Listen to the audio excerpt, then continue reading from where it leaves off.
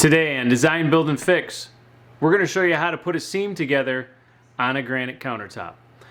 If you haven't seen the previous videos on how to fabricate a granite countertop, go to my channel and you'll see granite fabrication playlists there.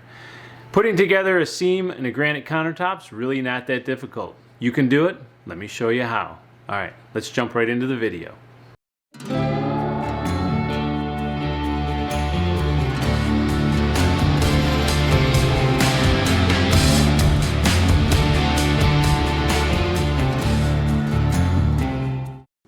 So now what we're going to do is we're actually going to prep our seam so it's perfectly flat from one piece of granite to the next piece of granite. You're going to need a few things for that. You're going to need your Wonder Bar. That's going to help us pry the granite away from the wall to help close that gap that we just created. Definitely going to want to have a handful of shims, a new razor knife, and you're going to need a level, not for a level, but more for a straight edge, because we want this granite to not have any teeter in it, which we currently have. So we want to prep this the best that we can, because once this is exactly where we want it, we're just going to open that seam up, put our glue in there, close it back up. We'll show you how to do that here shortly, but what we want to do is actually make this piece of granite perfectly level, or I should say flat, with this, in line with this one.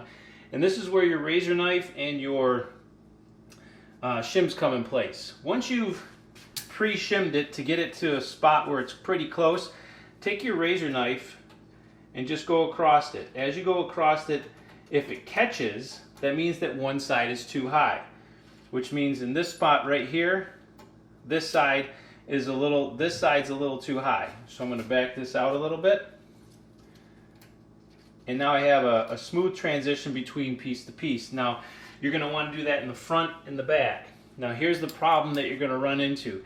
If you're using granite, which is a natural, of course it's a natural stone, basically, even though the granite looks perfectly flat, it's not. It's going to have some cup to it. This piece of granite, I know the center sags down a little bit, and so you kind of got to, if you don't have certain types of seaming equipment that will slightly bend that granite, you're going to have to do the best you can.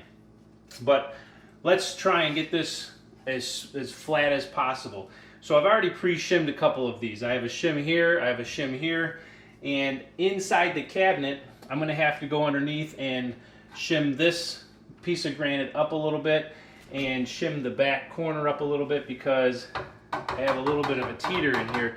And we want that to be perfectly flat. So you're probably going to have to crawl inside the cabinet, cut some of the shims and push them and move them around to get this thing to go. So let's see how I do getting this thing going here.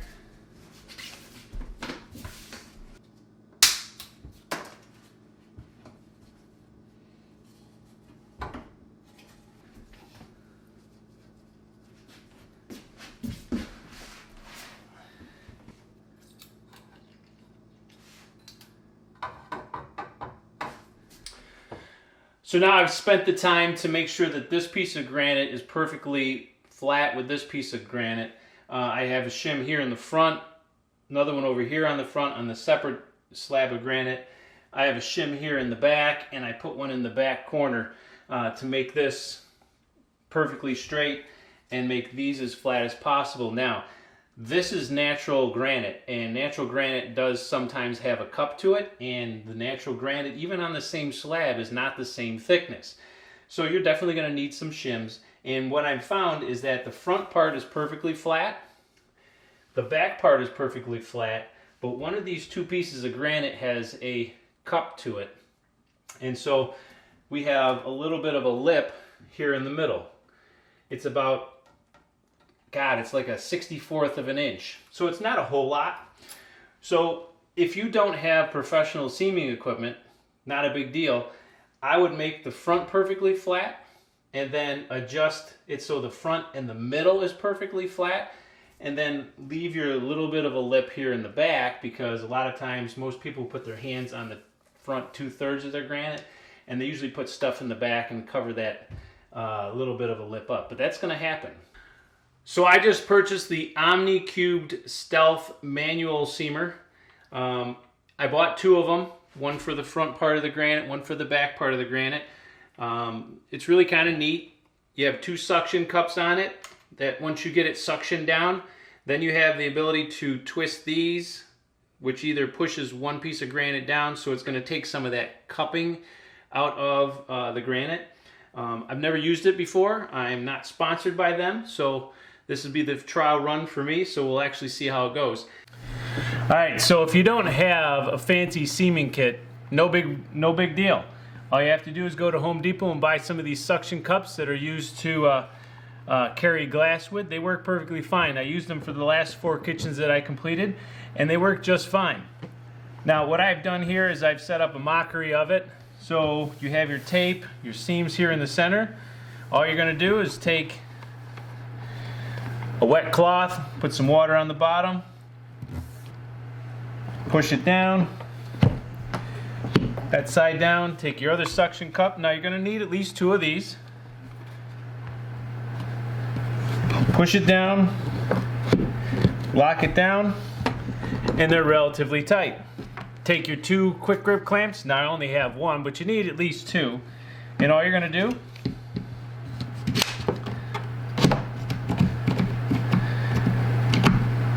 is clamp them down like this. You can clamp them down over here, and they stay perfectly fine. Do the same thing on this side. Make sure your seam is perfectly flat as best you can get it, and this will hold it in place until the adhesive dries. Alright, so now what we're going to do is actually take the seam setters that I currently have and position them into place. Then you're going to have to pump them down to suck the suction cups down to the granite countertop. You're going to have to do that on the front one and the back one. That's going to apply the pressure. And then you're going to go through and adjust those inner knobs up and down with your razor knife in there to make sure that it's perfectly flat. You know, you can't pull one up, but you can actually push one down. So you have to make sure you push or turn the correct one. If you have to apply more shims, you can. And you're going to do that process all the way from front to back. And once that process has been completed, do a once over to make sure everything is exactly where you want it. And then you're ready to move on to the next part of the fabrication of the seaming. So all the prep work has been done to put this seam together. You're going to want to put painter's tape on each side of that seam, leaving about 1/8 of an inch space from the crack to where the painter's tape starts. That helps ease of cleanup after the adhesive has hardened. You're going to need a few things. You're going to need the adhesive, which is this stuff. You're going to need the hardener that actually activates it. You're going to need something to stir up your mix, something to stir it on. A piece of Luan works well.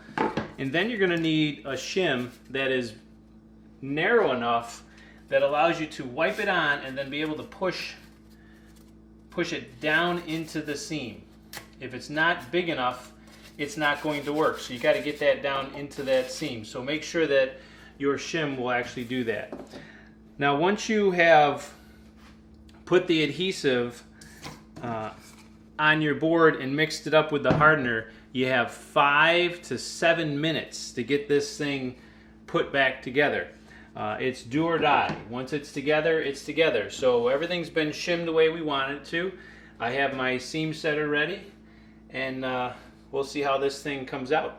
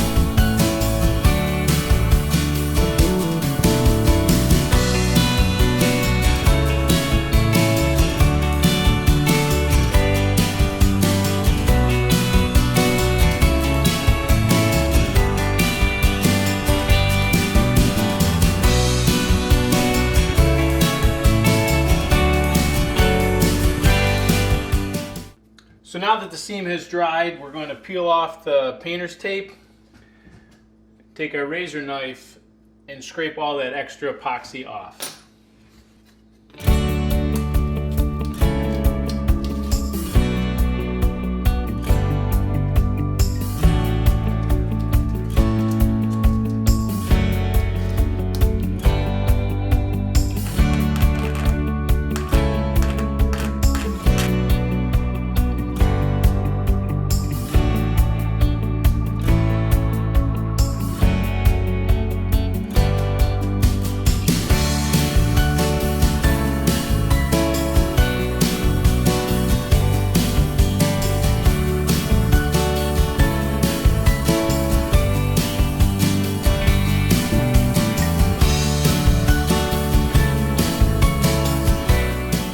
This seam came out really pretty good. Now what we want to do is to finish the cleanup. So just take some acetone on a clean cloth and you're just going to wipe that seam down. That's going to take care of any extra residue that's left over from your seaming process. Okay, and there you have it.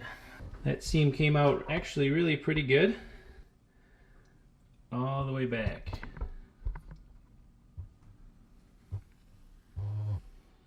That came out really pretty good. There's only one more step to do. We do have to polish, resurface the front. When you do your rounding and your polishing of your two surfaces that are going to come together, you don't fully do it, so there's a little bit of a lip there, so we're going to take that off, and then we're going to polish that, and this seam is done.